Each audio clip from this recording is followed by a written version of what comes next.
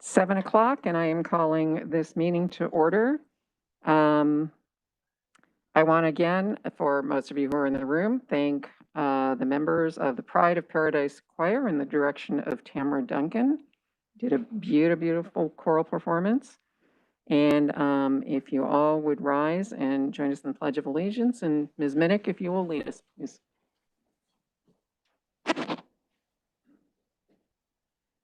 Pledge allegiance to the flag of the United States of America and to the republic for which it stands, one nation, under God, indivisible, with liberty and justice for all.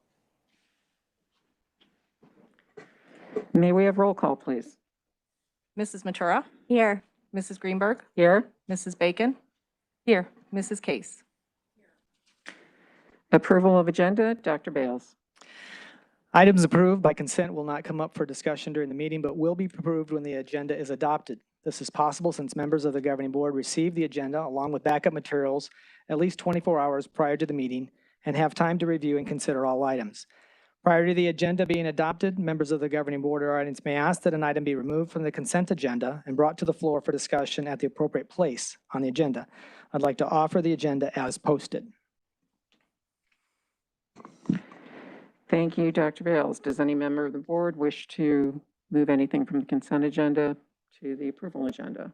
Does any member of the audience wish to move anything? Seeing none, Mrs. Case, may I have a motion, please? So moved. All those in favor, please say aye. Aye. Aye. Motion passes. Governing board statements. Does Mrs. Case?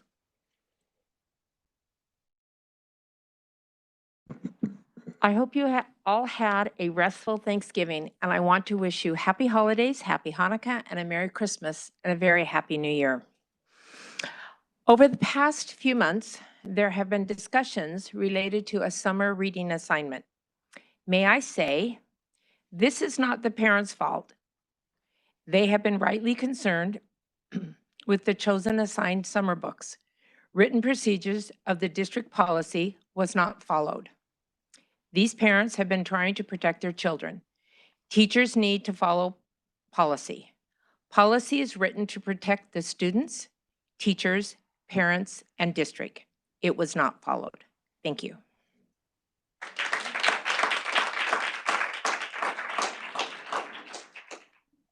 Does any other member of the board have any? Seeing none. Next on the agenda is awards and recognitions. Mr. Droege. Good evening, President Greenberg, Governing Board, Dr. Bales, members of Cabinet, and attendees both in person and virtual. Tonight we have two recognitions to share with you. Our first recognition is the Horizon High School girls volleyball team. They defeated Millennium High School to win the 2021 Arizona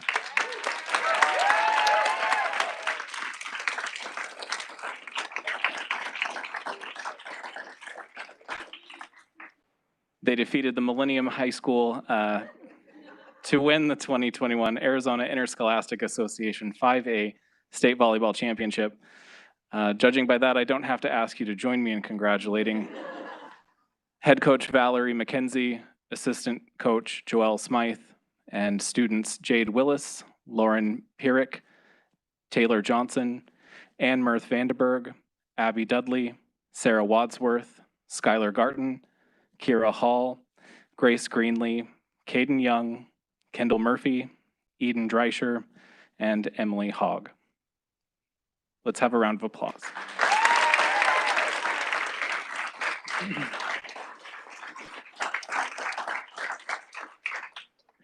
Our next recognition is the Paradise Valley Education Support Professional of the Month. PVSEA President, Ms. Michelle Courtwright, will have the honor to make the presentation. President Greenberg, Governing Board, Dr. Bales, and Cabinet, it is my pleasure as the President of the Paradise Valley Support Employees Association to recognize Ashley Chappett. She is a campus assistant instructional aide at Eagle Ridge Elementary School. And many people don't understand what a campus assistant does. And they are kind of a jack of all trades. The kids will see them in the morning crossing, they will see them at lunchtime doing duty, and then all of a sudden they'll pop into their classroom as an instructional aide or a para. So you just never know when you're going to see them. And one of the things that was said about Ashley is the happiest ESP I have ever met. She is a ray of sunshine to everyone. Every morning when she does her crossing guard duty, she greets everyone with a big smile. She's the first person most of us see, including parents and students, and it makes a difference when you're greeted with a welcoming smile. She makes a sizzling hot job outside look enjoyable.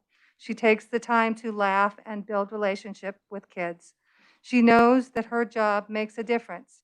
She spends a lot of time working with students on their reading so that they someday can become literate and be able to read and write just like everyone else. She knows that her job is important. She attends workshops and is taking university courses, and she would like to someday be a teacher in the Paradise Valley District. Our district is known for growing its own, and Ashley is one that I think we will see for a very long time. Thank you.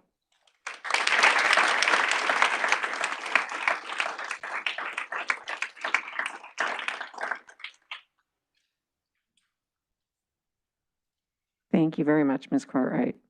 Next on our agenda is call to the public. So please let me read some comments here.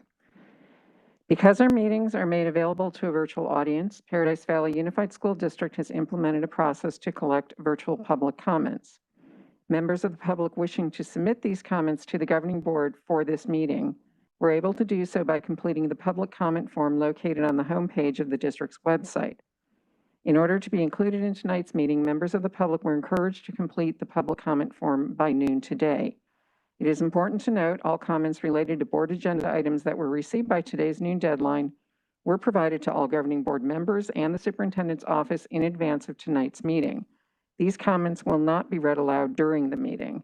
We would like to thank our community for voicing their thoughts and providing comments for tonight's meeting, and we received a total of 17 comment submissions. Members of the public present at this meeting wishing to address the board on items not listed on the agenda completed speaker cards to be recognized during call to the public. Due to Arizona open meeting law, the governing board cannot discuss or take any action on items not listed on the agenda. Members of the public who have asked to speak on agenda items will be recognized to do so at the appropriate time during the meeting. We appreciate your input, but please understand that board members may direct questions or comment to staff and other members of the board. Because in total we received over 50 cards, each speaker will have a minute and a half for their remarks. Please state your first and last name prior to sharing your comment. And I understand we do have some individuals outside who have given us cards. So what I'm going to do, we've got the call to the public in alphabetical order. I'll call somebody's name. I'll call the next person. If you're in the room, please let us know. And if not, one of our members of the staff will go out and make sure you're here. The point of this and every board meeting is to accomplish the business at hand and to be able to do so openly and collaboratively. To that end, everyone attending the board meeting, whether speaking to the board or not, is expected to observe our meeting rules, as well as rules of politeness, propriety, decorum, and good conduct. And so, the first card is from Fred Iles, and the next card is Courtney Berman.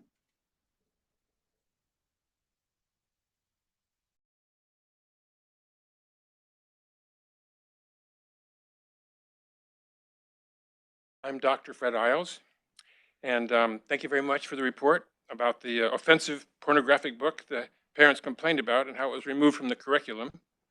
But we never really heard about what happened to the teacher or the person that, promoted it. And we still haven't drained the swamp, and it looks like some of you are promoting the teacher. And so the law in Arizona, per the ARS revised statutes, is furnishing harmful or obscene materials to a minor occurs when a person either knowingly or recklessly furnishes or provides and makes available to a minor a harmful or obscene item. Dr. Bales, thank you very much for listening to the concerns of parents by sending a letter to the Horizon High School community addressing the AP English reading assignment on So You've Been Publicly Shamed by Ronson. As a member of the community, I am shocked that an adult book would be given to a child, but appreciate your apology for the assignment. It's my understanding that parents are upset because the district policy for assigning a book not on the approved list was not followed, and thank you for making that clear for us today. I understand that some flexibility for AP teachers on these policies are in place to protect all parties, including children and teachers. District policy clearly states that parents must be notified if there is an explicit material in an assignment and an alternate reading assignment must be given. The violation is a Class 4 felony, and failure to report a violation of this statute is a Class 6 felony. Thank you very much.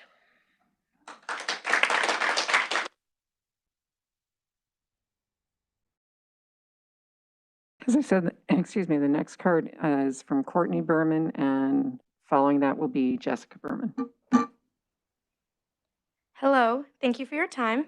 My name is Courtney Berman. I'm a senior at Horizon, and I'm in support of keeping both amazing teachers and our wonderful principal in school. My freshman year, I had Mr. Morgan as my English teacher. I have nothing but kind words. Not only was it my favorite class, but we read a book called Speak. I don't know if anyone has heard of it. It's by Laurie Anderson. It has a very mature theme. It's about a girl who gets molested. Mr. Morgan spent multiple days prepping us for this book. He explained the importance surrounding it, why we were reading it, and continued to provide us with thought-provoking conversation and support while we read this book. I think it's important to discuss difficult materials in school. Books have been banned before. This isn't a new thing. Of Mice and Men, Catcher in the Rye, The Great Gatsby, and Fahrenheit 451. These are all considered some of the best pieces of literature, and I think it's important to build a strong foundation like this for students. Our staff and teachers at Horizon have done an amazing job providing conversation and background information to students. How can we be expected to succeed in life if we're being withheld from valuable lessons because they are, quote unquote, too inappropriate? Thank you for everything you continue to do. And as Mr. O'Connor would say, make sure you're showing your pride, courage, and respect, and let's go Huskies.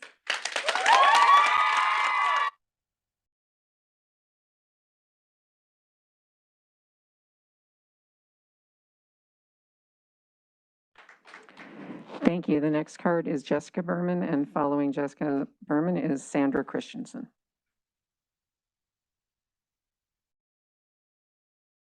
Hello, my name is Jessica Berman. Thank you for your time. My name is Jessica, and I'm a student at Horizon High School. I am in support of all of our amazing staff at Horizon. Growing up in today's day and age, there is a lot of gossip and rumors on social media. The book, So You've Been Publicly Shamed, shows examples of how people have been exposed and shamed on the internet. I believe that it is important to inform and discuss issues like this with students. This book is a great way to show kids that things like this do really happen. And accompanied by the help from our teachers and staff discussing and explaining this to us, we can learn to be critical thinkers and positive forces in society. I thank all my teachers and Horizon staff for teaching us that, along with other valuable lessons such as PCR. Thank you for listening.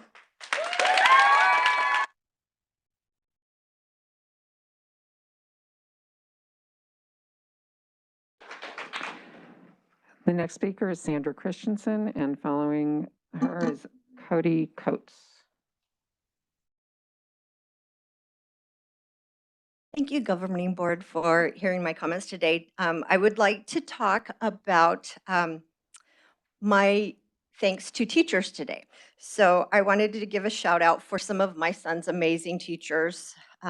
Pinnacle Peak Prep, he had an amazing teacher that really made a great impact on him, Mrs. Estrada. And at Horizon High School, I wanted to give shout outs to Miss Rudeau, Miss Clue, and Miss Winsler. They are fantastic teachers, and I just wanted to thank them publicly. I know I've been coming up here through a lot of the different governing board meetings, and I just wanted to say that I am not against teachers. I've been volunteering in this district since 2015 when we moved here, and I love the teachers and I love the students, and I've gotten to know a lot of them. So this is not about parents versus teachers. It's about following district policy, as Dr. Iles and Ms. Case has mentioned. So I'm not going to hash through the same information that they spoke about, but I just wanted to let everybody know that I just do appreciate Dr. Bells and speaking with the parents and all the wonderful people that have come from Horizon High School. I do love this high school, and my son loves it, and we just want policies followed. And I thank you for your time, and go Huskies.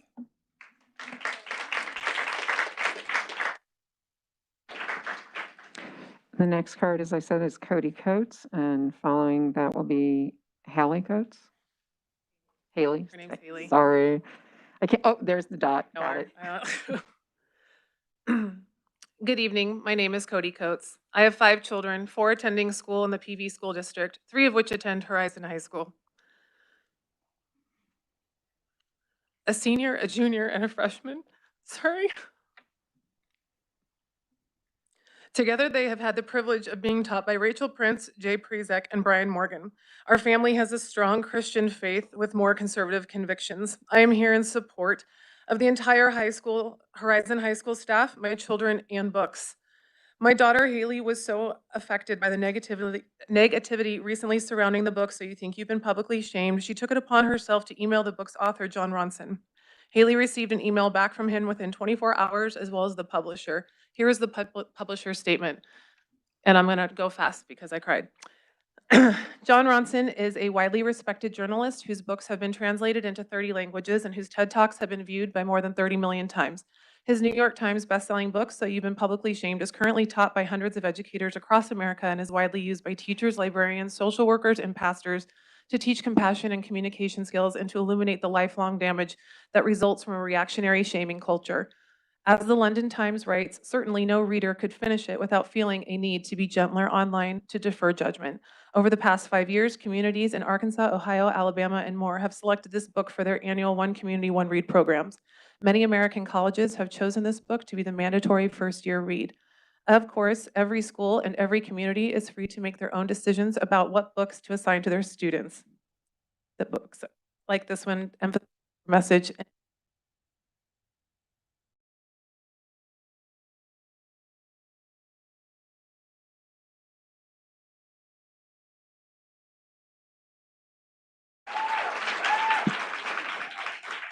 Okay. Following Haley will be Betsy Cohen. My name is Haley Coats. I go to Horizon. I'm a senior. The following is a statement from John Ronson, the author of So You've Been Publicly Shamed. I am very sorry all this has happened, and I wish everyone on each side of this conflict well. Let me tell you a little bit about So You've Been Publicly Shamed. It was the first book written about the dangers of what has been known as cancel culture. This is the perilous world our teenagers are growing up in, the world they're entering. The book urges readers not to leap to conclusions about whoever is being torn apart on Twitter that day, but instead be patient and curious. It stresses the importance of empathy and compassion and shared humanity over instant judgment. I don't think there's a more important message for young people to learn, especially in this era of polarization, and suspicion. I'm especially sorry that this is happening because I take pride in the fact that my books are well regarded in many different communities, among Christians and conservatives and centrists and liberals and progressives. It's because within each of those communities are many people who care about being kind and ethical to our fellow humans, especially when they're suffering from the psychological trauma of a social shaming. Plus, we're all terrified that at any moment it might happen to us. This book offers comfort and advice to the fairly shamed and guidance to the would-be shamers about more thoughtful ways to consider the complexities of every human being.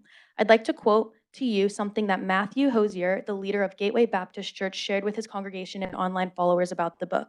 Nora Feinberg will continue this and quote the pastor. Thank you very much.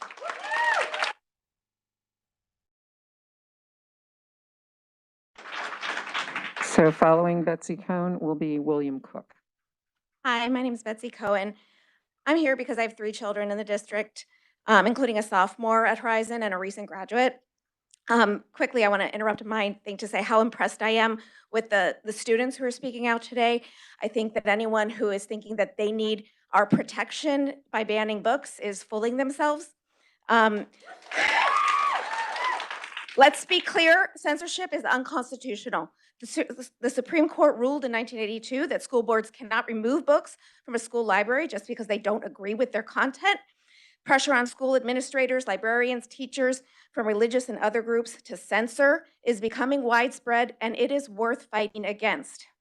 Punishing teachers and the principal for this summer read sends a powerful message, the wrong message, that censorship is acceptable in Paradise Valley. So it doesn't align with a policy. It doesn't align with certain religious beliefs. Whatever the reason, it terrifies me. Many members of my family perished in the Holocaust, and I'm not exaggerating my fears when I tell you that this is how it starts. Instead of sticking up for policies, please let's stick up for people.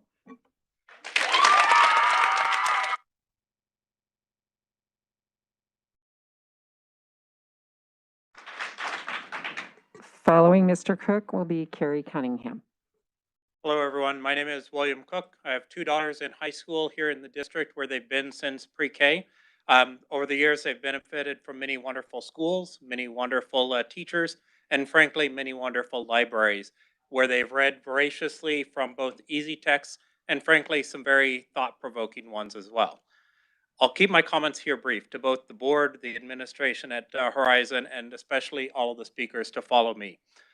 Two thoughts. One, anyone speaking here tonight or looking into the breakdown in process and protocol should consider whether they have in their own lives at work or elsewhere ever made an error.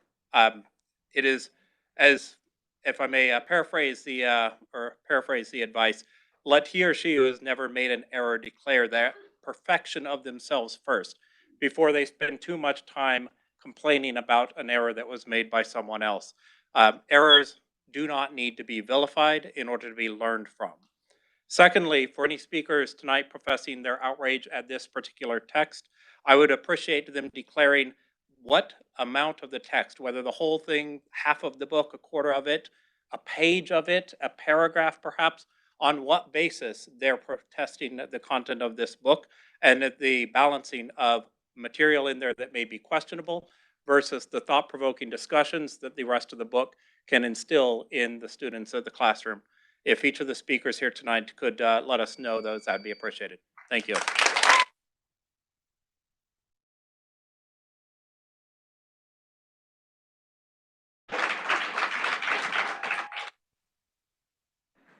As I said, the next card is Carrie Cunningham, and following Ms. Cunningham is Lisa Farr. Hello, my name is Carrie Cunningham, 32-year teacher in Paradise Valley, 32 years. Good evening, governing board and cabinet members. I am here tonight because there is something very important that you need to know. I'm not here to tell you about masks or SEL or CRT or book lists or whatever the bandwagon of the week is. I am here to thank you.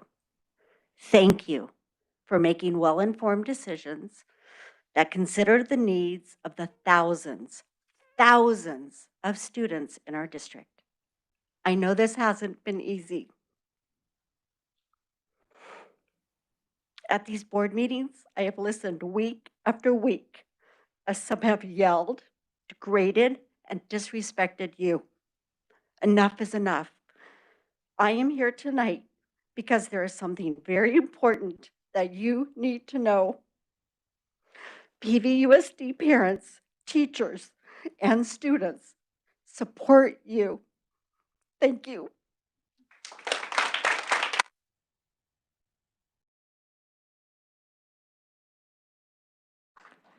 After Lisa Farr is Allison Feinberg. Lisa Farr. First, I do want to say that the district has lost a significant contributor in losing I'm sorry, I'm just so frustrated right now. Miss Stephanie Brown. That was a huge loss for this district. And, we generally only hear supportive comments from Mrs. Brown or Mrs. Case, and thank you for your comments today, Mrs. Case. I do want to say that Mrs. Brown was a true advocate for parental rights. She placed the educational needs of our students at the forefront, and I find her departure extremely concerning for this district, and she will definitely be missed. Next, I do want to thank Dr. Bales and Dr. Holmes for holding Horizon staff members accountable who willfully disregarded district policy. I would also like to thank the Horizon teachers who did not walk out on our students in protest. They are heroes for staying in the classroom. And it's truly a shame that the majority of the teachers and parents here speaking out do not understand the facts. They do not understand that this is not about book banning. It's not about that. We aren't trying to ban books or censor books. We're trying to get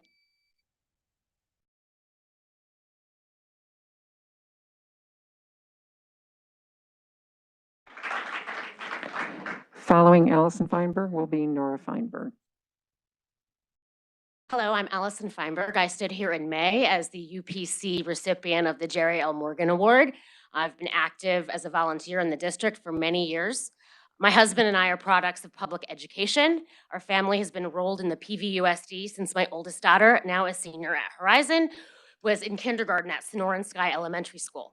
There have surely been ups and downs over these many years, but on the whole, I have been confident that my kids are getting an excellent education in this district.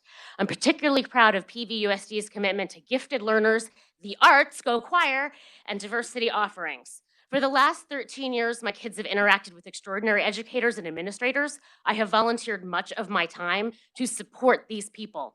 I have never contemplated leaving the district until now. I have friends all over the valley who choose to send their children to parochial or more traditional schools. And I commend them for that because they're making the decisions that they have to for their children. I'm not privy to exactly what was transpired with regards to questionable books. The book was a really good book, by the way, and the timeline of teachers and administrators being reprimanded and asked to leave their positions. I understand that a lot of this is an HR issues that I am not privy to and I'm not going to know, but I do not appreciate that my daughter's AP English education was disrupted by all of this. I see this as a knee-jerk reaction to the media, especially everything after we've gone through in 2020. I just don't see how these public actions on behalf of the district are equitable.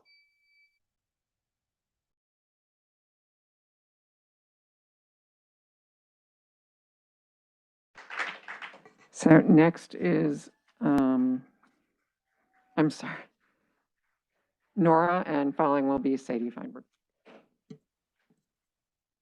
Hello, my name is Nora Feinberg, and I am a Horizon senior. I'm an AP English student, and I did read the book. I'm continuing off of what Haley Coates was saying about something that Matthew Hosier, the leader of the Gateway Baptist Church, shared with his congregation and online followers about the book, So You've Been Publicly Shamed. Shame is powerful. It can destroy people. And as Ronson concludes, the threat of public shaming is creating a new conformity in Western culture. We see ourselves as nonconformists, but I think all of this is creating a more conformist age. Look, we're saying, we are normal. This is the average. We are defining the boundaries of normality by tearing apart the people outside of it. Ronson's observations are of clear interest to the gospel preacher. The message of Christ covering our shame is likely to gain increasing resonance in a culture that increasingly understands and fears social shaming. In this climate, the promise that hope does not put us to shame because God's love has been poured into our hearts should find real traction. It is a message that people need to hear. And this is a conclusion from Ronson. Thank you for listening. I hope you will reinstate Principal Annette. I wish you all the best. I waive the rest of my time and thank you very much.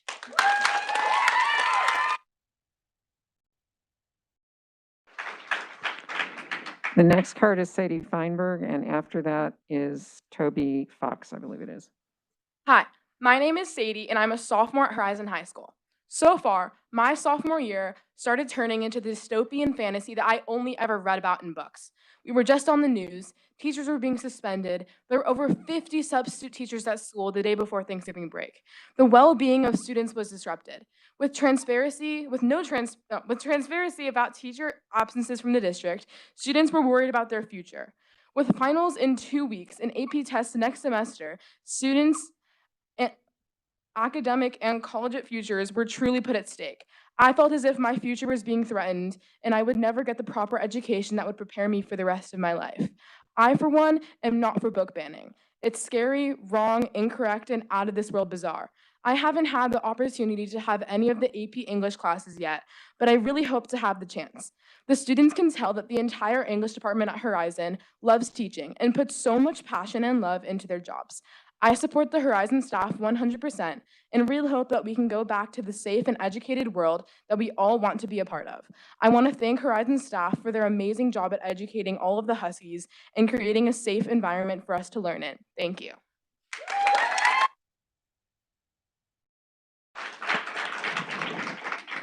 Following Toby Fox is Kerwin Franklin. Good evening, members of the governing board. My name is Toby Fox, and like so many others, I'm a product of the PV School District, and I'm also the parent of 3 current students, including a student enrolled in AP English at Horizon High School. It astounds me that in 2021, we're having a debate about removing books from the curriculum due to explicit content and punishing teachers who make the assignments. The concepts that others object to, whether we like it or not, have been part of our history and culture since the beginning of time. Yes, it's explicit language and content, but it's used to illustrate a broader point rather than shock for merely shock's value. It's meant to educate and inform. Simply put, you have to understand history in order to learn from it. Take it in context, this is the exact discourse I would expect from a college-level English course. The book in question at Horizon was assigned to high school juniors precisely because of their abilities to synthesize the materials and by virtue of being in an advanced placement course. Removing books from the curriculum based on content is a slippery slope. What makes some books appropriate and others not? Over the last few weeks, I've listened to some in our community demand that teachers be fired, that they be arrested for distributing pornography, and they referred to the AG's office for prosecution. I find this to be deeply offensive and counterproductive. Reading has taught me many things, including how to stand up and speak for what I believe in. And I stand here this evening because I unequivocally support the teachers and administration of this district, and specifically the teachers and staff at Horizon High School.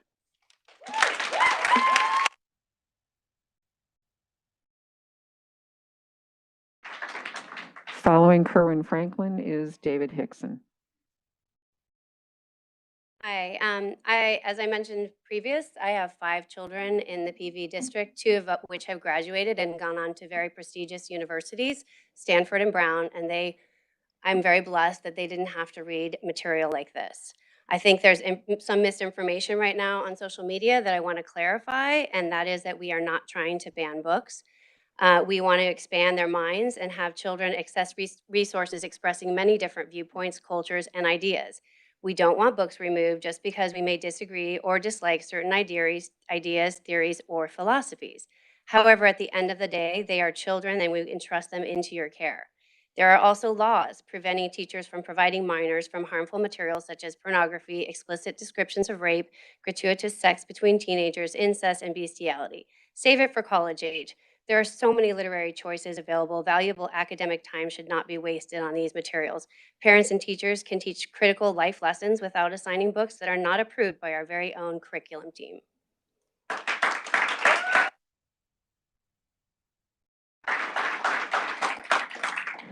Following Mr. Hickson will be Henry Hill. Good evening. Thank you, Dave Hickson. Just want to start with thanks. Thanks again to Dr. Bales. Thank you for reaching out to us. I believe you're on our side. I also want to extend thanks to this district. My family's still in this district because we firmly believe the majority of the teachers here are very good teachers. My 5th grader, she absolutely adores Mr. Haynes, and we got to see firsthand last year during the lockdown when they're teaching or when they were at home, what a great quality man Mr. Haynes is. But with all that said, I have a 8th grader going into high school next year, and I don't need to have her exposed to a book.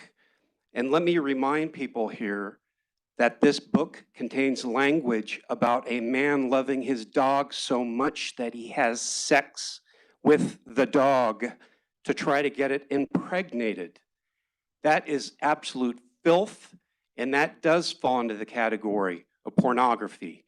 And that is absolutely unacceptable. And this has been happening. Apparently, this is the 2nd year now that this book has been in place.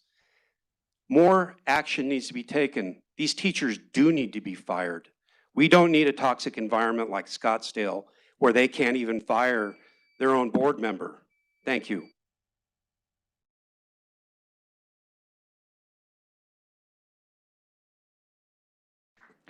Following Henry Hill is Joseph Hill. Governing Board and Dr. Bales, thank you very much. My name is Henry Hill. I have a junior at Horizon High School who is in the AP English course, has read the book. I was going to talk about how my wife and I make sure we understand their assignments, read the books that they are going to be reading, talk about assessment material with them. What I want to do after having conversations with some of the other parents outside waiting for the meeting is really focus on the fact that where I think this really goes, if we take all the noise away, is about process. So I just ask you be fair in the process of determining what happened, who was responsible, and what is really equitable and fair as a judgment. Take the noise away and just focus on the process part. And I think we can all agree that that'll get us to a solution that everyone can support. Thank you.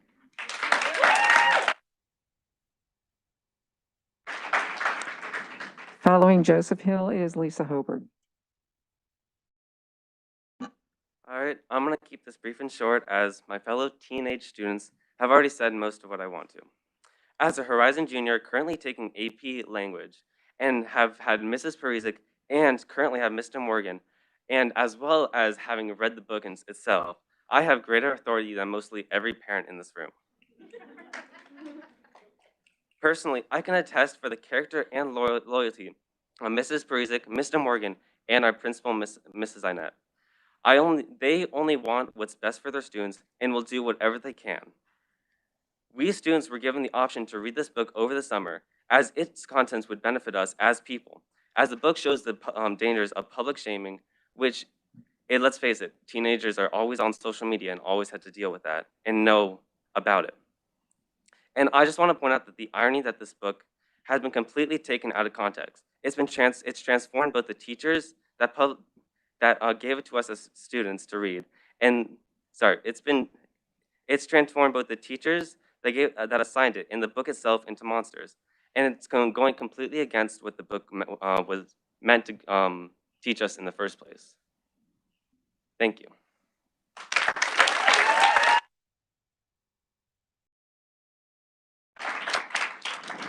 Following Ms. Hoberg will be Eddie Jackson. Good evening, President Greenberg, Governing Board, Dr. Bales, and Cabinet. My name is Lisa Hoberg, and I have two similar but somewhat separate but related points. So I'm going to speak quickly. I'm a parent of an open enrolled junior at Paradise Valley High School. All my husband and I want is for our son to have the opportunity to engage in an education that meets his individual needs and interests. I'm going to assume that that's the core of what all parents want for their children. And we all have hundreds of educational options to find that match. I know because prior to middle school, we looked into many of these options, private, charter, and several districts. In the end, we chose PV schools, just as I assume all other families here have, and it has been the right choice for us. Perfect always? No, not always, not 100%, but definitely the right choice. Let me go on by using an analogy. So if educational options were buses, imagine 100 buses in a parking lot and imagine 100 buses in a parking lot, and we've all chosen to board the PV bus. We can get off and board another bus anytime we want. On our PV bus are families that all have different backgrounds and worldviews, and each has every right to those. It's fair that we're not all going to agree on everything from when and where to wear masks and what curriculum is best for our individual children to what date in August school should start or how dress code should be enforced. But what we cannot do is let our differences fundamentally divide us. We are all on the same bus. My second point is related to that bus heading for a cliff in less than 80 school days. I implore every family here.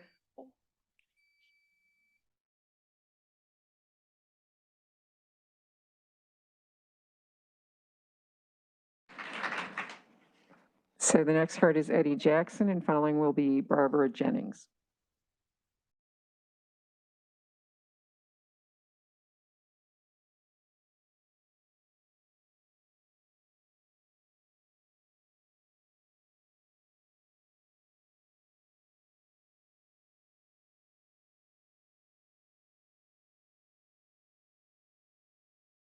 Good evening. I'd like to start off by thanking Superintendent Bales and his cabinet for taking action regarding this incident about the inappropriate book. And I've been standing outside for a little bit, and I've been hearing lies that are being told about what has taken place here. Number one, this book was not optional. I have in my hands right here the assignment that was given out in June that did not give an optional reading book. It was required. Number two, this book violates policy and law. You didn't have a choice, Dr. Bales. You did what you needed to do. Thank you. Okay? So we need to stop a lot of the misinformation that's going out there. And, you know, I wonder how many of these people have actually read this book. So what's the plan for tonight? I asked him. Skylar shrugged. Same as always. They F, he finishes, we clean up, everyone goes home. They talk about what you can do to the model. You can pull her hair, you can grope her, you know what? You can spit on her. This is what we want to teach kids? Thank you for protecting these kids, Dr. Bales.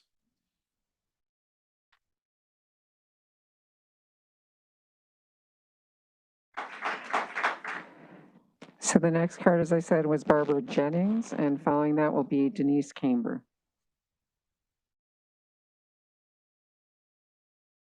Again, I want to also stress I'm so sad to hear about Stephanie Brown leaving. She was a good equilibrium to our board. I also want to thank you all, because I know it's been an extremely difficult year for all of us, for our students, for the parents, for COVID, for everything. But I've been in this school district since 2004. My kids are spread apart, and so I've seen a downward trend, and it's alarming to me. Bringing in pervasive sexual material, and I know people are saying, oh, well, you know, you got to look at the content or what the purpose of this was for, but you couldn't use a different example, something that was less perverse. Some of these kids, I mean, people used to value the innocence of children. We're supposed to protect our children. Our children go to school not to be, not to support culture, but for it to be a safe place to get away from culture, to get away from perversions out in social media, not for it to be reinforced in school. School should be about learning English, math, science. That's what we just want you guys to teach. And we love our teachers, we do. And my son has had great teachers, and none of them walked out that day. And I was so thankful to every one of them. But we're going down a morally difficult, not a great slope, and I hope it changes.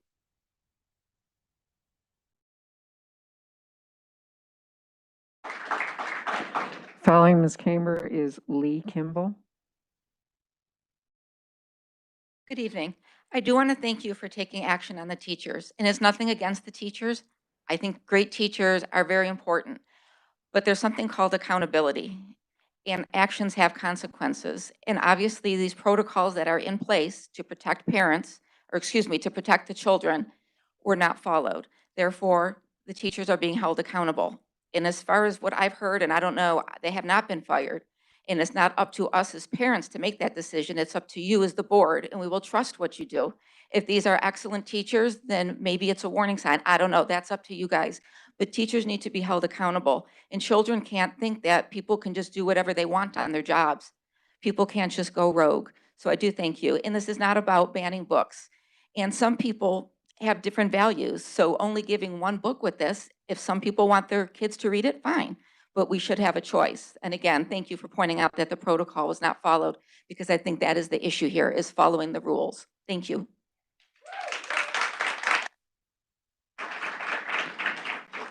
Following Lee Kimball is Raquel Kimball. Good evening. I'm Lee Kimball. I do have a daughter. I was going to say a few things differently, but after Mr. Hill's comments, I really appreciate it. It does come down to process. It comes down to protocol and accountability. There's certain rules for a reason. We follow rules for a reason in life as these students, and I appreciate these students being out here, and I appreciate them voicing their beliefs as well. This is America, and this is the best part about it, is that people can have all their beliefs. I am truly grateful for Mr. Hill's comments about getting everyone together. You're going to see both sides screaming and yelling on both sides, but it really comes down to policies. If there are certain policies, then I expect those teachers to follow those policies.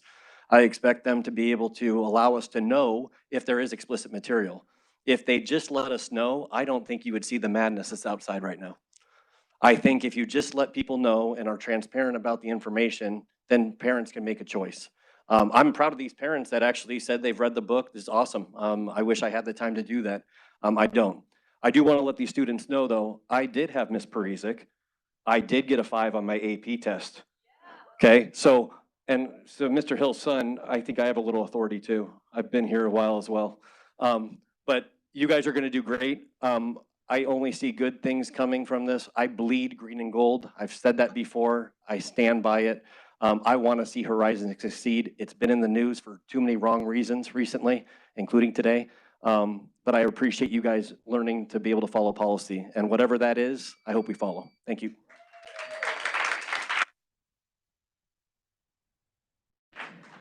Following Raquel Kimball is Nicole Klutwick. I have been proud to be next to him for the last 20 years, 21 years. And I was glad that for the first time, like, oh, we had the same last name. I could have put Cardenas, but he's Kimball. And I was grateful to be next to him. I appreciate Mr. Hill, too. We have a good conversation outside.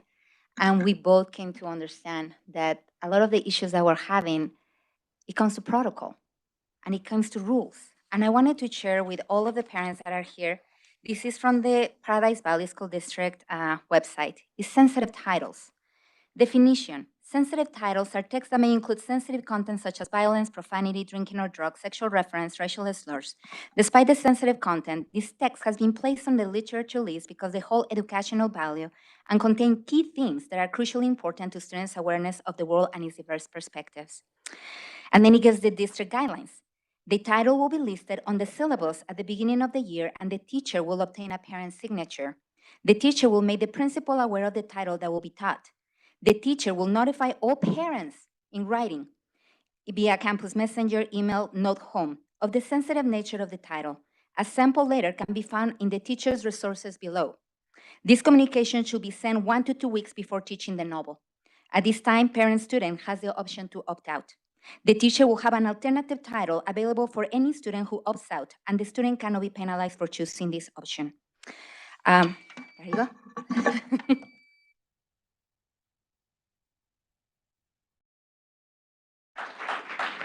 Thank you. Following Ms. Klutwick is Jennifer Cronin.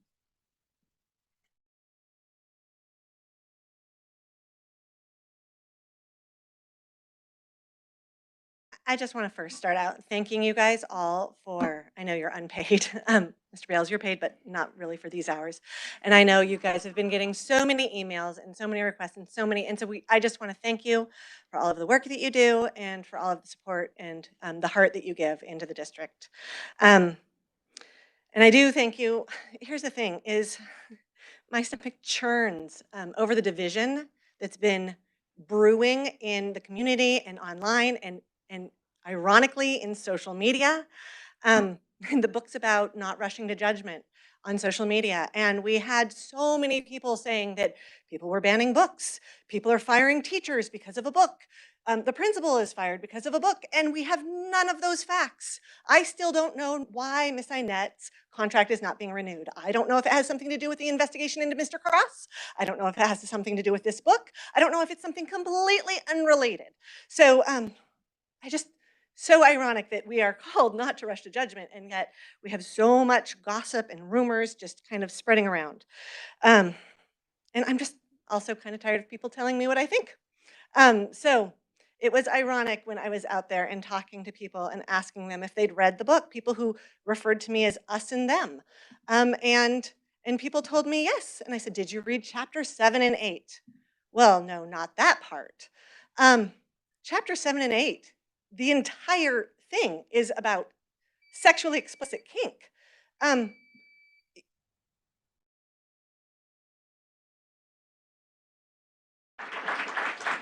Thank you. Next is Jennifer Cronin, and following is Jessica Landon.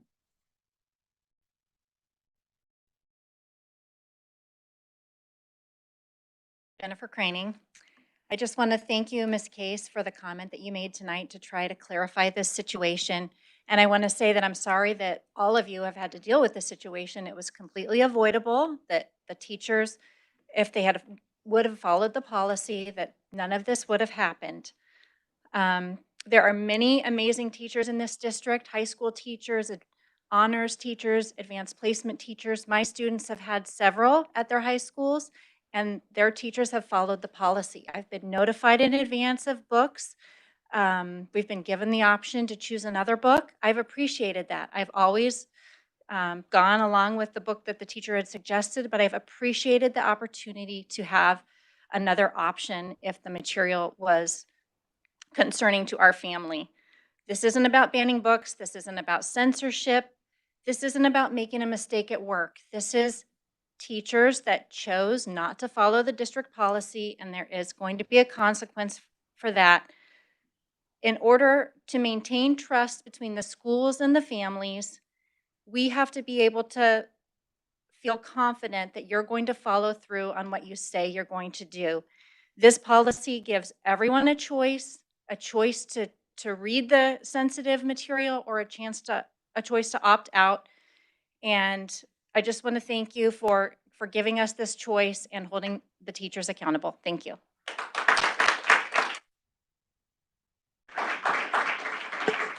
Ms. Cronin, my apologies for mispronouncing your last name. Following Ms. Landon is Michael Laney. Hello, my name is Jessica Landon. I would like to, first of all, the first thing I'd like to say is I'm really happy to see all these teachers, parents, and students here. The first way we make change happen is to stand up and fight for what we believe in, regardless of whatever side of the issue you're on. So I thank everyone for showing up. It just goes to show how much we care about our students. I have 2 students that go to Quail Run Elementary. I'm not here to discuss this content of the book, although I am disgusted. But I would like to talk about bringing back some normalcy for our little kids. I have a 1st grader and a 6th grader. They can't sit by friends at lunch. They have to socially distance. We've been touring middle schools as my son is about to go. Middle schools don't have that policy. So our kids have to sit 3 to 6 feet apart at lunch. They can't turn around and talk to each other. It's just, they couldn't do their alphabet parade for school. They're missing out on so many regular activities and functions. And for what? Now, I'd like to make a comment. You know, how many of you guys were watching football over the Thanksgiving weekend? Probably majority of us in this room. And if you notice, all of those people filled stadiums side by side, touching. Our kids can't even do anything remotely close to that, and that's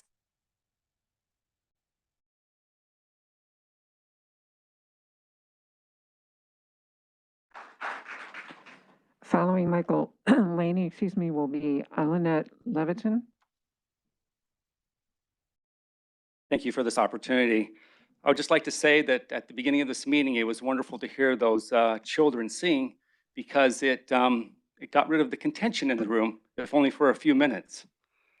I'd also like to say thank you to Lori, Melissa, Cody, and Allison for the discussions we had before this meeting. It was wonderful talking with you. And it helped me realize that the comments that I brought to read today, I'm not going to read because we don't need contention in this. What we need is for our district to do the right thing and which they're doing and make the committee and investigate it and go from there. And it's okay to have differing opinions. That's what this world is about. What we need is peaceful discussion with each other and friendliness. I've had 4 kids in this district, 2 of them which are still in it. My daughter wrote me something before I came here, and I want to read it. Keep your words positive because your words become your behavior. Keep your behavior positive because your behavior becomes your habits. Keep your habits positive because your habits become your values. Keep your values positive because your values become your destiny. So please, let's just try and work together, stop being contentious with each other. I've sat in the back of the room and watched one side clap for the other, for their side, and the other side clap for their side. Let's just be peaceful.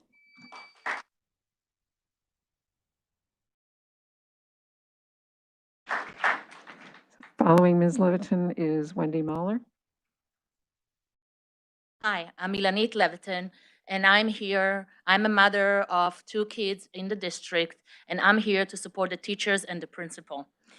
I would like to continue what this father just mentioned, that let's focus on the positivity that our teachers and principal have been bringing to our students for all these years. Teachers, they're there for our students every day. They're welcoming, they're teaching, supporting, creating, laughing, leading. They're available in the morning before class, their lunches. They give away their time around the clock. They really work hard. They're passionate about what they do, and they make a difference in our children's life. And that's what we need to remember. If there was an error that occurred, like what some people are mentioning here, we all make mistake. We need to accept it. We need to move on. It is an unfortunate situation, but we need to learn from it. Okay, what kind of message are we sending to our children that errors are not acceptable in our society? And if some parents have some issues with the protocol, they should go to the school and resolve it in a school level. They're going to the media and they're causing us, the district, a very bad name, a very bad reputation. What do you think you're doing? I mean, think about this. We want to continue having a strong district as we've always had. Going to the media, what kind of a solution do you think you will get out of it? Thank you.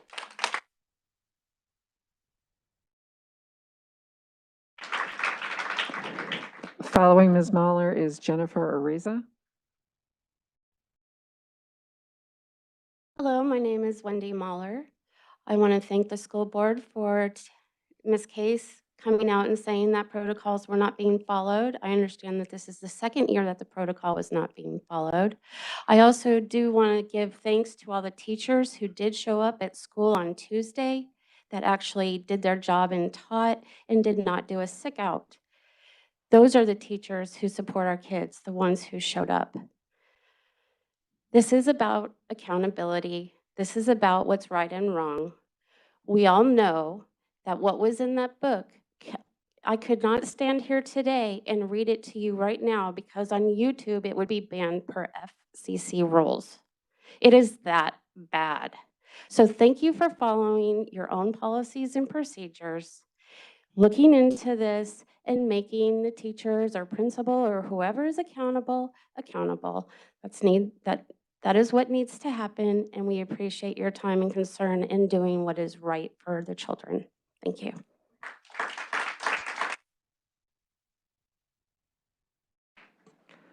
Following Ms. Ariza is Anita Perkle.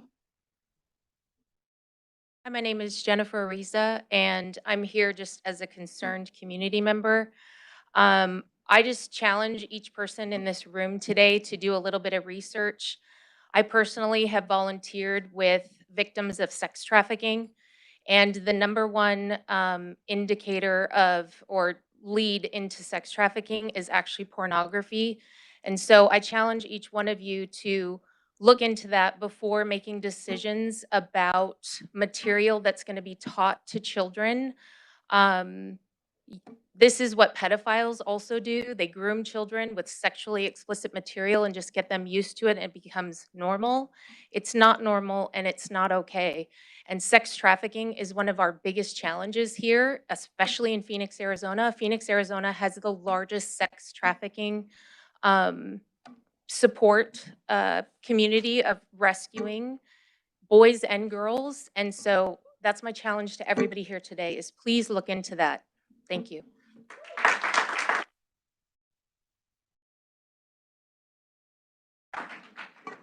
Following Ms. Perkle is Craig Preibel. I apologize if I mispronounce. I've lived in this district for 12 years. My husband was a public school student in this very district. This year, my daughter chose to make Horizon High School her home. And let's be honest, this isn't about a book or district policy. In the last year, the concerned parents of this district have made school board meetings a place of division. These parents have marched out a superintendent and tried to recall board members on this board over mask mandates. Their goal is to attend school board meetings, tailor arguments, shame community members and individuals, force resignation, scream CRT, which is not a thing, ban SEL, which is not CRT, refuse science, refuse mask mandates. Their bandwagon playbook rings like this: email administrators and parents, start a brush fire of angry parents, force the administration to respond to controversy, read aloud from books and lesson plans or internal documents that confirm their bias, adopt language that is caustic. I find their behavior disingenuous. It's not about the children. This is disruptive to the students, the educators, and the administrators that are in this district. AZ is in the 6th year of continued teacher shortage.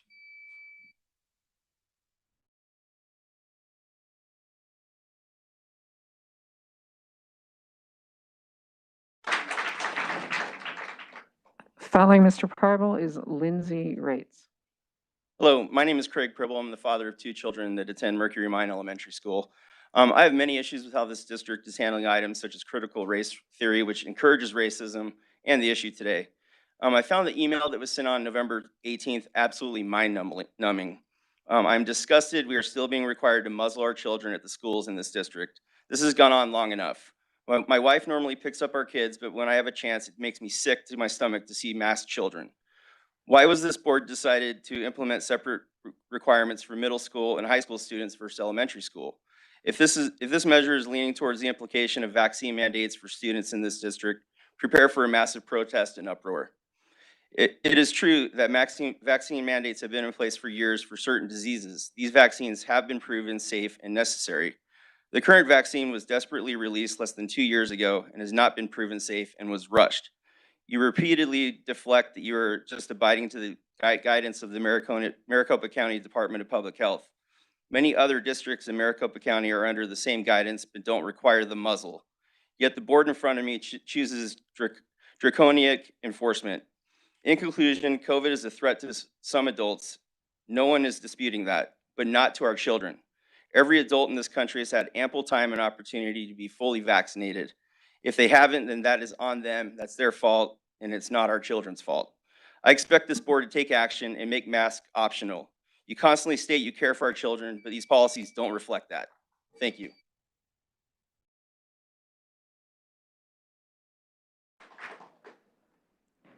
As I said, the next card is Lindsay Rates. I hope I'm pronouncing that right. And following will be Angela Ratliff.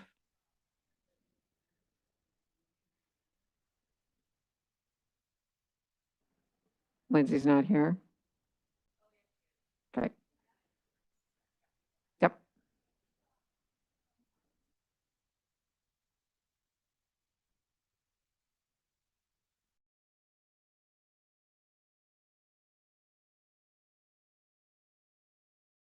When you're ready. Yeah, okay. Hi, my name is Lindsay, also known as Karen. Someone designated my name as Karen outside for clapping for one side or both. I am a parent of 2 children at Horizon High School. They are juniors and seniors. I have a big issue with things that have happened. I came to Horizon. I went up the chain of command as an ally. I started coming here as things were not happening in April, about March or April. And I'm still here as an ally. However, I'm getting more and more frustrated and annoyed as the things that have happened continue to happen. The book happened. We all know about the book. Today, students walked out of our school. And as a parent, I was not notified. The only email I got from our new principal was about COVID positive cases at school. I called multiple times to inform them that my daughter called me and told me. That's the only way I knew about it. I called them and told them, you need to inform parents. I'll give you a heads up. They're planning on doing it again tomorrow. You guys are not keeping our children safe. There are many people here from Horizon. I appreciate all the support, everything everyone's saying. We've been part of the school district for 12 years. As a parent and now an employee, I am pretty frustrated with the systematic failure of protecting our children. This is not about our kids. Nobody has had our kids' best interests at heart except for the parents who seem to not matter as much as our kids. I suggest a student survey of anonymously for satisfaction.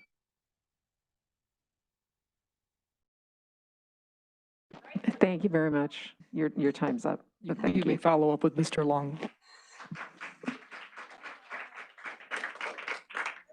So next is Angela Ratliff, and following is Marcy Cerny. Good evening, everyone. I'm a little bit nervous about being here tonight because I am a Horizon employee. I'd like to just tell you a little bit about our school. We're a family, and Linda Annette is our trusted leader. She has been since I started there 4 years ago, and we love her with all of our hearts. She's the most kind and compassionate person I know, and I really want her back. I ask that you extend the grace to her that she has extended to so many over the years. But I'm actually not here tonight just to petition for Linda, and I'm not here about a book. I'm here as a concerned parent of 3 PVUSD students. I'm concerned about the culture of this district. It's becoming politically motivated, and a small group of aggressively loud parents are making so much noise that you're bending to their demands. They speak to the press, yet district employees are asked to give a pre-written response to the press if approached. The press is only hearing one side. I actually debated a protester outside tonight who is protesting against the book that she admitted she never even read. She is protesting because she heard that it had graphic content. She then proceeded to tell our high school students here that she was molested and raped by her uncle. Ironic that she exposed our students to the graphic content that she was protesting against. And this is the culture overtaking these board meetings. I ask that you quantify the complaints and make sure the individuals have the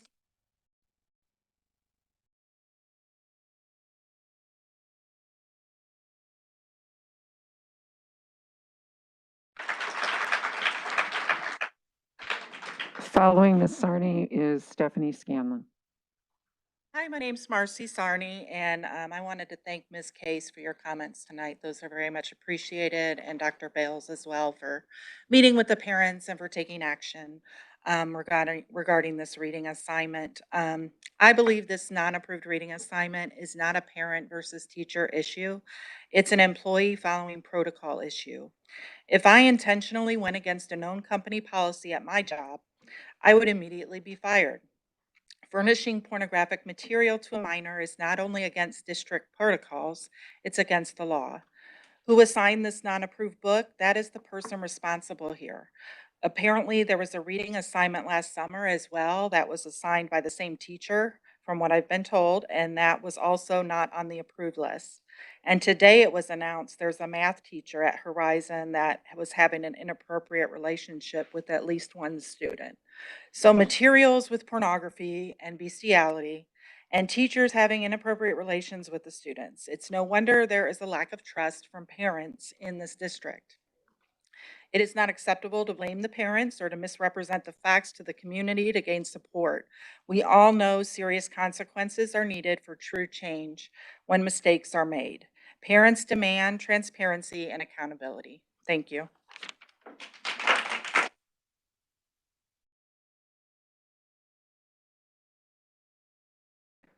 Following Ms. Scanlon is Megan Starr.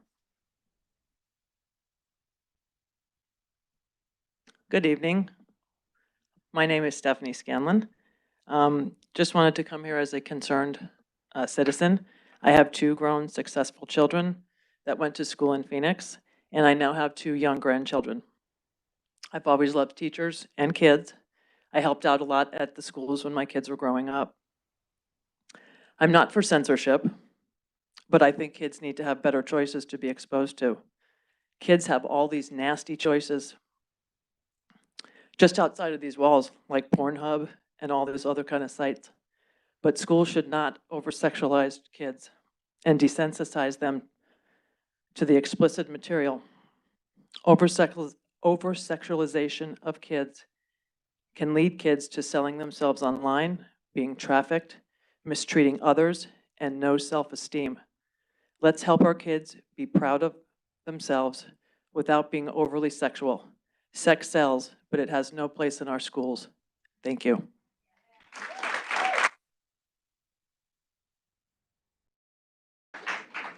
Following Ms. Starr is Heather Varela. Good evening. My name is Megan Starr. And the benefit of having a last name that starts with S is that really everyone has already said everything. The downside is that you then rapidly rewrite your comments trying to say something relevant. So just as a first note, I want to say how impressed I am with the compassion and the courage that our high school students demonstrated tonight. They are an impressive note of what our teachers and our school district can achieve. And then I also wanted to say that so many parents have spoken about the process and the policies tonight.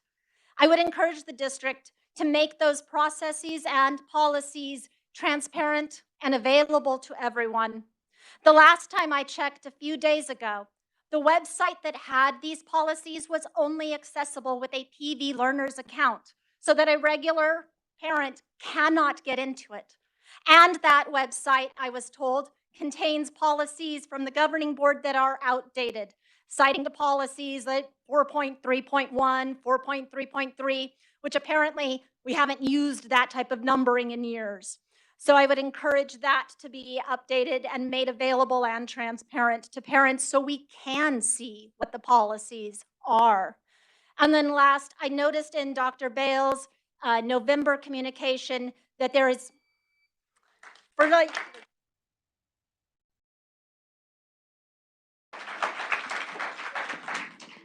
Following Heather Varela is Christy Weems. Hello, Dr. Bales at Governing Board. First of all, I just want to say thank you. I know your job has not been easy for this past year, and I respect what you are here to do. I am here because I am a parent of 2 Paradise Valley School District children. My daughter graduated from Shadow Mountain last year and is a freshman at the Honors College in NAU. And my son is currently a sophomore at Horizon High School and is a student in Mr. Morgan's AP English class. I'm here to talk about the impact that this has had, along with all of the other upsets that our children have had over the last year on their mental health. My son is a good student, but he is not exactly a motivated student. Mr. Morgan is one of the few teachers that does motivate him. They have interesting conversations. They talk about relevant topics. These are the things that we are cultivating in the minds of our students. I do want to raise that the American Academy of Pediatrics, the American Academy of Child and Adolescent Psychiatry, and the Children's Hospital Association recently declared a national emergency in child and adolescent mental health. And what we are trying to do is help to equip our children to deal with the world in which they live. The world in which they live says that social media is a problem and they have to be able to deal with it. So teaching this in a guided environment with a teacher who cares about them, like Mr. Morgan, is critical for our students to be able to.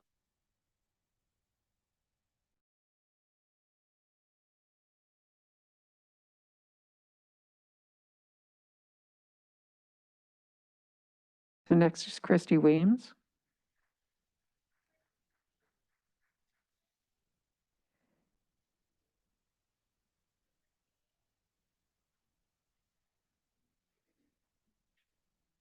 Not here. Next is Jesse Williams, and then following will be Heather Wozni.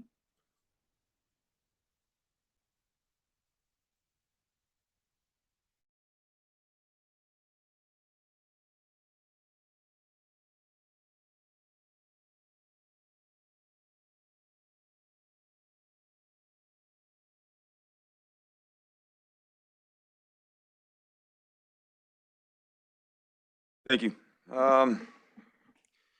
The fact that it takes all of this here to get and keep this kind of trash out of the hands of our minor children is absurd. Anyone who can't see the basic natural right and wrong has little to no business educating. This should have been stopped from the first parent email. I mean, that's just basic. This violates policy, law, morality, common sense. Pick your favorite. And comparing the removal of this book to Nazi Germany book burning is an absolute joke. It's not being piled high on some sort of mountain where you'll never be able to read it again. There's the internet, there's libraries, there's Amazon. It can be bought. It can be read at leisure. It doesn't have to be in a classroom. And not being in a classroom doesn't make it banned.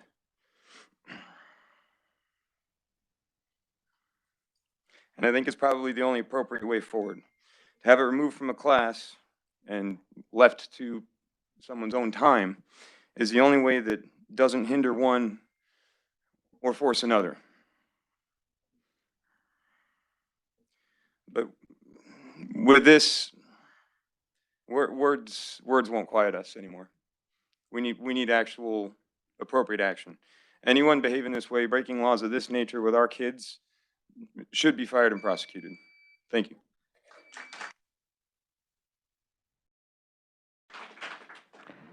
Next is Heather Wozniak, and then the last call in the public card is Rainey Zambrano. Heather, can you hear me? Okay. I'm a parent of 2 PV students. I understand that times are tough for everyone. No matter what, we need to unite and stand up for our excellent PV teachers and staff. Our teachers work hard for our children, our PV students. These are the teachers that work nights and weekends for our children. All our teachers and staff, today it is Horizon, need our support. They really need it from you, the governing board, and Dr. Bales. Please stand by them now and always. Thank you so much.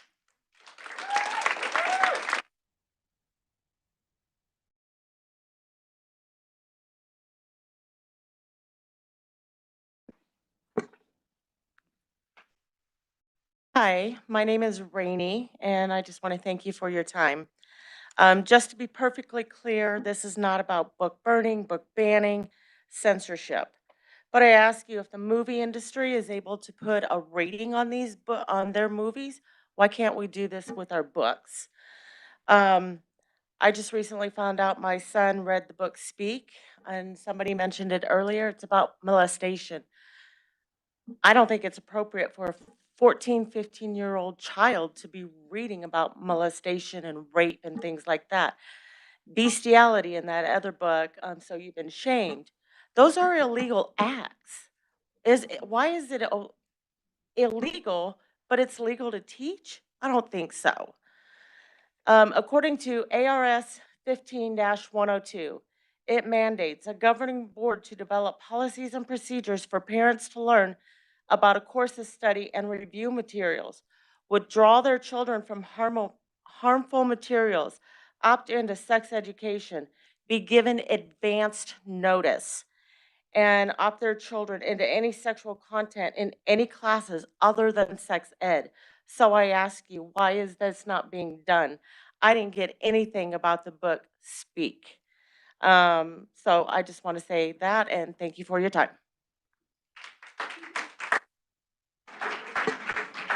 Thank you. Actually, I was just informed that there was another card that apparently did not make it into the pile. I'm not sure what happened.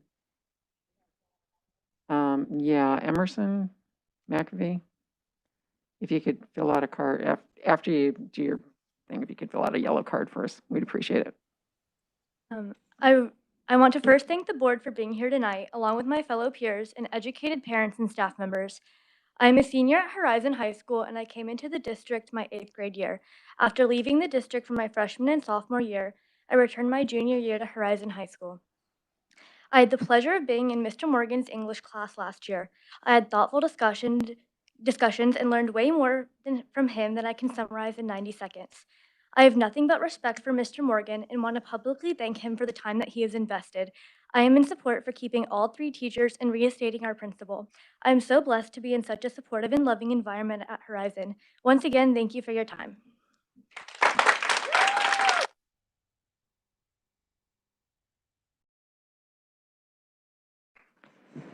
Thank you very much. That includes call to the public, and we appreciate all of our community members, families coming forward and addressing us. Next on the agenda is superintendent's comments. As mentioned and noticed, there's a vacancy on the board. And I want to express my deepest appreciation to Stephanie Brown for her service to PV schools during the last 11 months. And tonight, I'd also like to give our community an overview of the process PV schools will be taking over the next several weeks to fill that vacancy. More information can be found by clicking on the Learn About the Governing Board Vacancy button located on the homepage of pvschools.net. Over the next several weeks, applications will be accepted and shared with the members of our governing board, as well as the Maricopa County School Superintendent, Steve Watson. While our board will make recommendations, it is the responsibility of the county superintendent to make the official appointment. The person appointed to fill this vacancy will serve until the next election, taking place in November of 2022. Interested parties should visit pvschools.net to download the application. There are a variety of ways in which a member of our community can succeed, and each of our own individual journeys leads to different definitions of what it means to be excellent. And tonight, I have the opportunity to mention just a few ways members of our community continue to show excellence. Ryan Diefendorfer, the band and orchestra teacher at Paradise Valley High School, was a recent recipient of Arizona Family's Silver Apple Award, honoring excellence in education. Ryan was nominated by student Noel Robertson.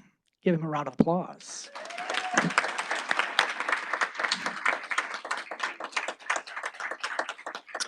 Catherine McKeever, a member of our Volunteers in Paradise program, was honored last week with the Daily Point of Light Award. This award honors the power to do good every day, using one's heart, hands, and mind to help strengthen communities. Congratulations, Catherine.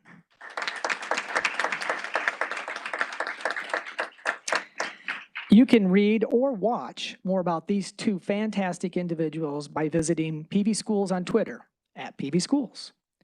We hope you'll be able to enjoy the sounds of the season with our K-12 student choral performances on Saturday, December 11th from 9 a.m. to 3:30 p.m. on the main stage at Desert Ridge Marketplace.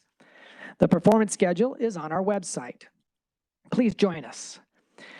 In partnership with the Maricopa County Department of Public Health, PV Schools is announcing that on Saturday, December 18th from 9 a.m. to 2 p.m., and on Saturday, January 8th, 2022, from 9 a.m. to 2 p.m., there will be a free COVID-19 vaccine event for anyone 5 years of age and up. Events will take place at these respective weekends at North Canyon High School, located at 1700 East Union Hills Drive in Phoenix. For more information, call 602-506-6767. This information and more is also being added to our website. As this is our last governing board meeting for 2021, I'd like to wish everyone a happy holiday season and a happy new year. Thank you.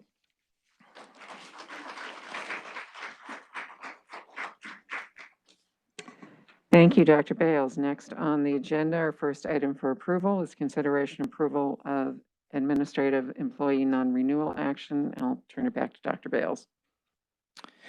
Tonight, we recommend the non-renewal notice of Linda Annette as principal for the 22-23 school year in accordance with ARS Statute 15-503. Ms. Annette was informed of this recommendation on Friday, November 19th, 2021, and we recommend approval. Thank you. We have received a few cards for folks who want to speak to this. And as I said earlier, it'll be 90 seconds. And the first card is from Lori Berman. And following will be Devin Ellis.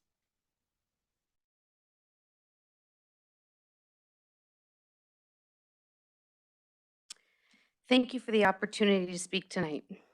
I'd like to give, A huge shout out to the teachers and staff at Horizon. Whew. Sorry, it's been tough, but with our PCR, we are resilient. Tonight is not about the book. That is a topic for another time. Tonight is about the process and the events that led to the Horizon staff being on leave. Based on the agenda item, it is obvious what is happening. Thank you for returning our amazing teachers to our classroom. Now you have one more job to do. Return our principal. Miss Annette has been in our district for 41 years. Don't discount that. I understand that there are details that we, the general public, are not privy to. I respect that. However, if there was an error made, it is resolved by getting her back to school. It is not clear where the ultimate responsibility lies, where the error was, district level, administrative level, or parent level, possibly all or none of the above. Regardless, what is happening now is exactly what John Ronson describes in his book about public shaming destroying lives. Don't make this a reality in our district. Show everyone that PVUSD supports our teachers and staff. We are creating world-class thinkers. We need to show equity throughout our community. This is the time to prove it. Get her back to school. Thank you.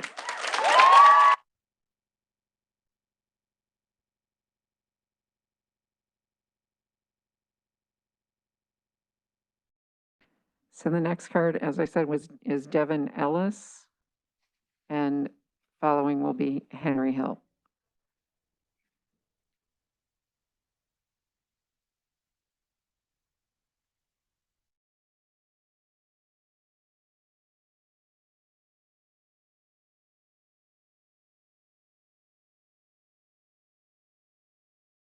Good evening. Thank you, Governing Board, for giving me the opportunity to speak and for being here tonight. I just wanted to take a few minutes to talk about Linda Annette and what a good principal she's been, at least in my view, in my time at Horizon.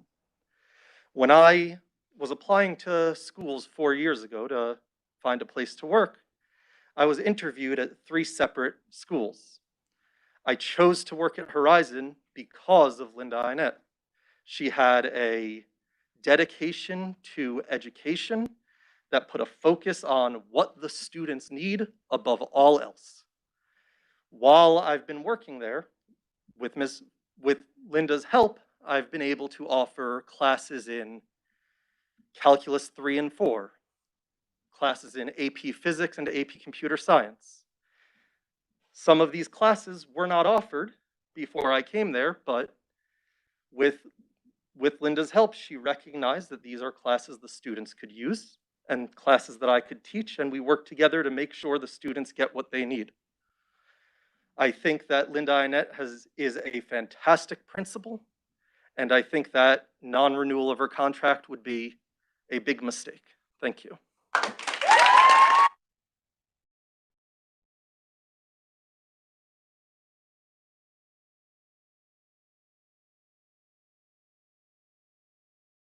Thank you. So after Mr. Hill is Lee Kimball. Governing Board, Dr. Bales, Henry Hill, again, thank you for allowing me another opportunity to speak. As I said, I have a child who is at Horizon High School. I have another one who's rising as a freshman next year. I really do hope that she will also have the principal Annette there when she gets there. What I mentioned before, what I'd like to reemphasize is I really do hope that whatever process you're going through is fair and appropriate, and that whatever judgment you come to, whatever actions you take are not only appropriate to what you find, but proportionate to it. I think we can all look back the last 2 years and know what a strain it's been for everyone. We've mentioned I've seen during your meetings, you discussing what the parents, what the students, what the faculty, what the staff, what the administration have gone through. I don't claim to know what happened, but it would not surprise me if some of what we are seeing and what's been discussed here is not a component of how worked over everyone was after last year. We have all had a lot of stress.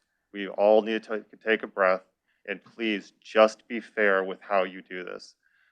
This additional disruption happening at the high school at this point, I think would be detrimental to everyone there and really not help support and bring everyone back in the way that we need the students to come back.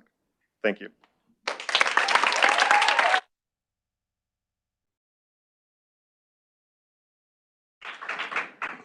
So Lee Kimball is next, and following Lee Kimball is Raquel Kimball.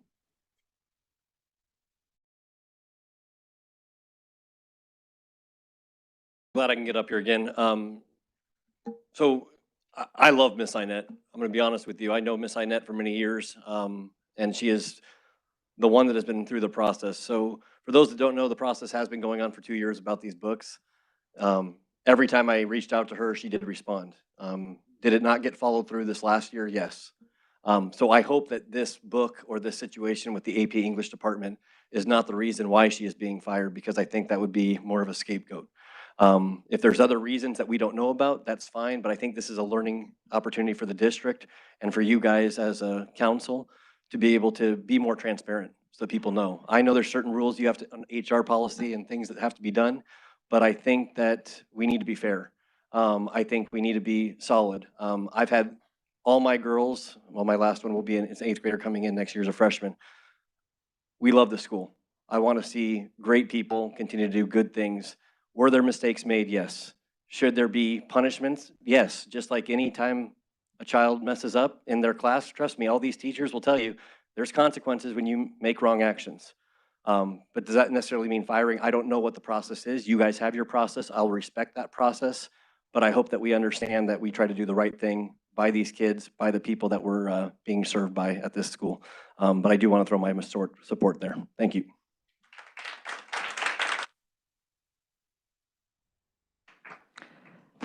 Following Raquel Kimball is Nicole Klutwick. A lot of people today saying I open enroll and came to the district. Guys, I bought a house in the neighborhood next to Horizon because I wanted my kids to go to Horizon. I need that to sink in. We bought a house on the neighborhood next to Horizon for my kids to attend Horizon High School. We love Horizon. And I know a lot of people had told me it's not the best. There's so many things in there. Oh, your daughter made it, but she had to compromise. No, guys. I like to look at the good. And Horizon has been good to us. And this is what my heart is breaking, because all this wouldn't happen if somebody would have taken action the time when I sent the first email in 2020. This is not the first mistake, guys, and I hope that you understand that. I have heard some parents say, my daughter get an alternative title. She's a senior. My daughter is a junior. There was not an alternative title for the junior class. For whatever reason it was, they added 2 months later only because somebody emailed Miss Annette. Actually, it was me. I emailed Miss Annette, and I told her there is not an alternative title. And she immediately gave me an alternative title in July 5th. That's what I respect Miss Annette. Through all the process, she was the one that was always quick to respond. There was a mistake, and there is accountability. And like my husband, if there are things that we don't know why you're making the decision about Miss Annette, that you're making these decisions, there had to be consequences. But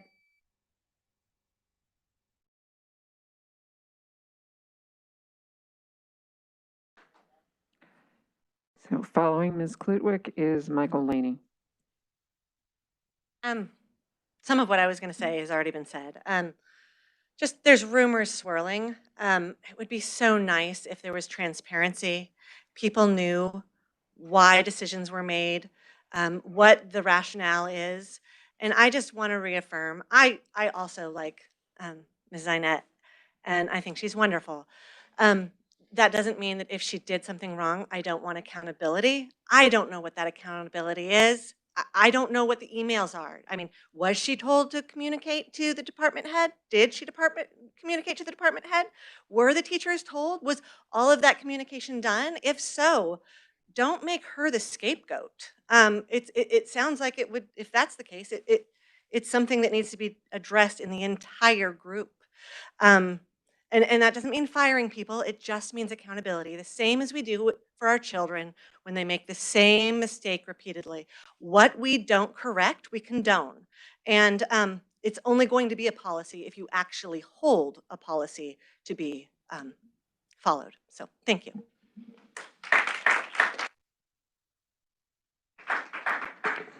Following Mr. Laney is Chloe Renter. Thank you again for letting me speak. My father was a teacher. He was let go after having tenure for various reasons, nothing because of what he did.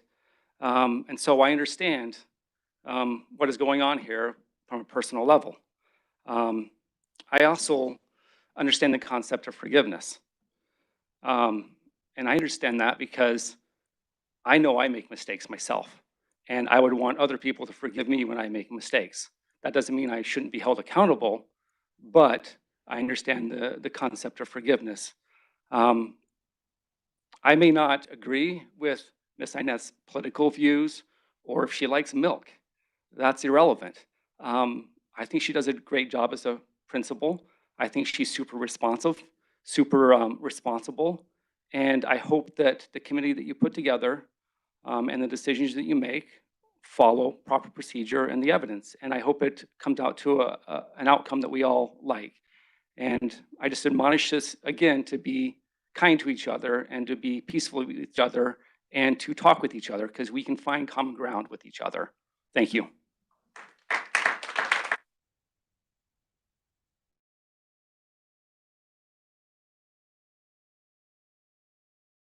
And Chloe Renter, this is the last card we have. Hello, good evening, Governing Board. Thank you for giving me the opportunity to speak. I'm a SPED teacher at Horizon High School. I applied to Horizon not only because I was alumni, but because of Linda Annette. She not only was a SPED teacher herself, but has developed programs that have helped and support our department. Horizon High School wouldn't be what it is without Linda and her amazing leadership. A non-renewal of her contract would be a true shame to Horizon. Thank you.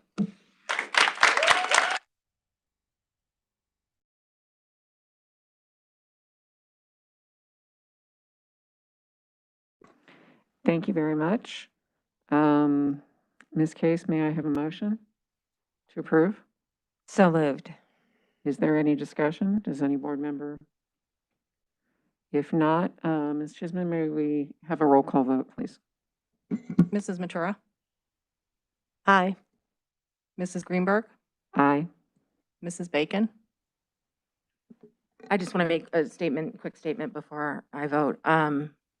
I, like the rest of you, am not privy to any of the HR stuff that's happened. What I do know and what I do have faith in is Dr. Bales and Dr. Holmes and Mr. Long and the recommendations they're making. They rarely make a recommendation that I don't agree with. And so because of that, I vote aye. Mrs. Case? I vote aye. Thank you. The motion passes. Next on the agenda is number 2, public hearing for the 21-22 District Annual Budget Revision 1. Dr. Bales. Thank you, President Greenberg. In our ongoing efforts to demonstrate fiscal responsibility and transparency, Ms. Berrigan, our Assistant Superintendent for Business Operations, will conduct a budget hearing, followed by a recommendation to approve the first budget revision for 21-22. Ms. Berrigan. Thank you, Dr. Bales, President Greenberg, and governing board members. As an effort towards our financial transparency, as well as to the fact that there is a statutory requirement to revise budgets in December if there are any changes. And we do have changes in ADM, both planned and a little bit unpredicted in our decline in enrollment. And that has affected our M&O budget as well as our district additional assistance budget, which is no surprise. We did adopt the budget at a little over $263 million, and our December revision is just under $240 million for maintenance and operation. And then for the district additional assistance budget, we do have a little bit of an increase of $136,000. The differences there are primarily due to a decrease from the budget adoption of 2015 ADM. We always budget for higher than expected ADM so that we do not lose any capacity for the M&O override. So that's the part where I say there's that projected or planned decrease in the budget.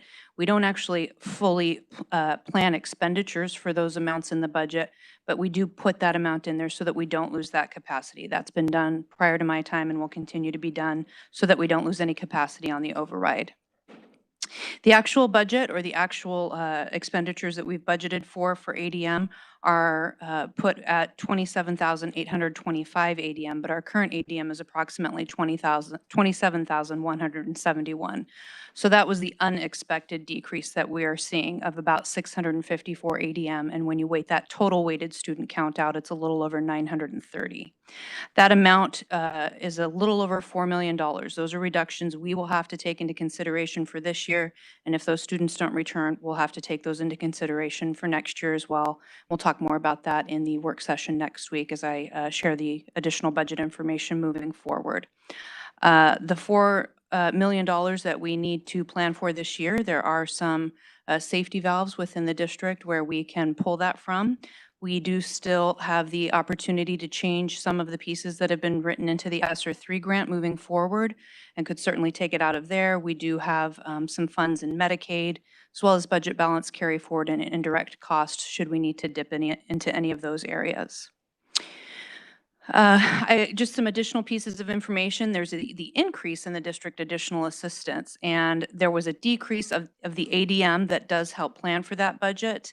But also our expenditures from fiscal year 21 were less than what we had expected.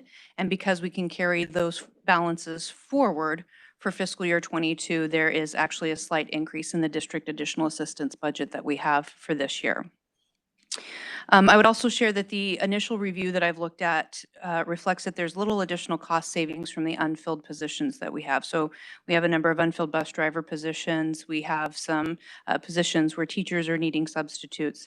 But when we are filling those positions, the cost for that actually balances out when we have to have a teacher do a 6/5 schedule or something of that nature, or we have our bus drivers working overtime, which is then at time and a half, that ends up actually eating into some of the potential savings that we would have for those positions not being filled. We'll continue to look at that and maybe see if there's some flexibility within that moving forward. We will have another budget revision in May. By May 15th of each year, we have to do a final budget revision. So that'll include our final 100-day numbers for ADM, and we will see where we land at that point in time, but I'm happy to answer any questions you might have this evening. Thank you, Ms. Bergen. Mrs. Case, may we have a motion to approve the budget revision, and then we'll open it up for questions. So moved. Does any member of the board have any questions? Seeing none. Ms. Chisholm, may we have a roll call vote, please? Mrs. Matura? Aye. Mrs. Greenberg? Aye. Mrs. Bacon? Aye. Mrs. Case? Aye. Thank you. Next on the agenda is ratification of vouchers. Mrs. Case, may I have a motion, please? So moved. And may we do this by roll call vote, please? Mrs. Matura? Aye. Mrs. Greenberg? Aye. Mrs. Bacon?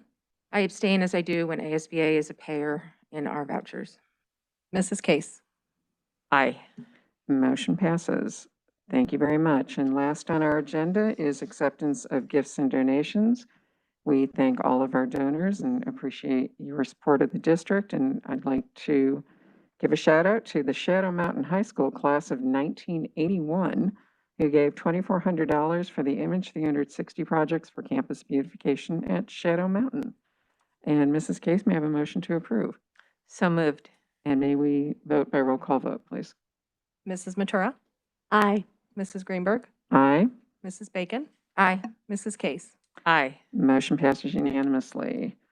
And I just want to say thank you to everyone who was with us today. Thank you for speaking from the heart. And as Dr. Bales noted, this is our last regular board meeting of the year. So I wish everybody a joyous and restful winter break. And Mrs. Case, may I have a motion to adjourn? So moved. All those in favor, please say aye. Aye. Aye. Motion passes. We are adjourned.